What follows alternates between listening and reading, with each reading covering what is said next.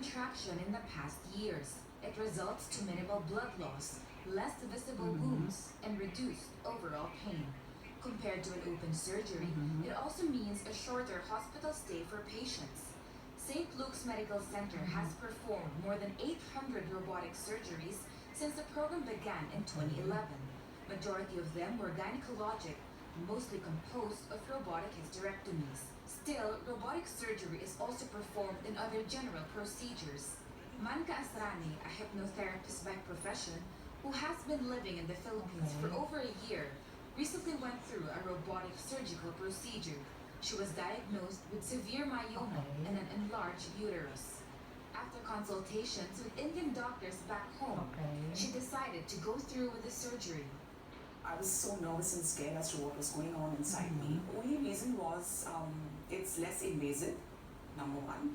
Number two, there would be just, few scars, as you can say, invisible scars. So there would be just like 5 stapler pin scars on the abdomen, and which kind of fade away in time. So it's not like a cut open thing. As for the recovery, Azrani is happy with her progress. In 2 days I was walking, and the third day I was discharged from the hospital. Since you don't live in the Within a week or two, I was almost climbing the steps of my house. And I think in 2 months I was back in the gym. So it was very quick, very fast, and the healing was very, very soon. I didn't feel pain, I didn't feel anything. She urges other patients to consider the procedure. If you have conditions which are severe, I would recommend robotic surgery because it's less invasive. The healing, the recovery is exceptionally fast. With robotic surgery, patients are now given another treatment option, which results in less trauma, faster recovery, and a better quality of life. Isabel Lee, ABS-CBN News. All right, it's a Friday morning and we want to balance many things on a Friday. Either we give you lifestyle or one of our passions on ANC Head Start is to talk about health. One of the most successful robotic surgeons in the country is with us this morning. She's done more than 100 robotic surgeries since 2011. Because of her success, she will also be awarded as one of the 100 most influential Filipinas at the 14th Filipina Leadership Global Summit in Toronto, Canada. Joining us in the studio is Dr. Jenny Jose. Doc Jenny, good morning. Welcome to Hot Copy.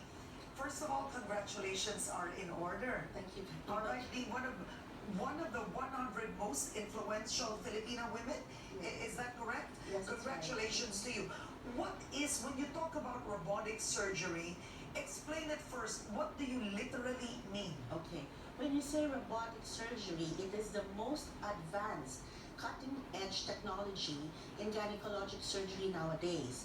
It is minimally invasive surgery, and then the surgeon, the gynecologic surgeon, uses the robot as a surgical tool or an armamentarium to do the surgeries, which is very good for complex conditions. Why would a robot be better than, let's say, using the doctor's more experienced hands? Oh, you mean like an open surgery? Yeah. What is Because the difference? the difference is that with robotic surgery, it's three-dimensional. The surgeon is like inside the body of the patient. So the blood vessels and nerves are just like beside you. It's like So saying, you're not opening the patient? I'm not opening the patient. You have small incisions about this big, okay, which you don't see. It doesn't scar. It doesn't cause or lead you to any infections and complications. And because it's robotics, just imagine you go inside the body of the patient. It is three-dimensional. So you're beside the blood vessels and nerves, and the chances of complications are actually minimal. Yeah. In addition, because we have the robotic arms are like our wrist, right? So you can move it like this, and you're like doing an open surgery in a minimally invasive fashion. And you can actually go deep down into the pelvis and treat difficult surgeries. Okay, but what's interesting about that, if you're talking about robotic arms, Right. You don't have to cut the patient to let the arms in? You still have to cut the patient, but they're very tiny, small incisions, about 5 to 8 millimeters only. Unlike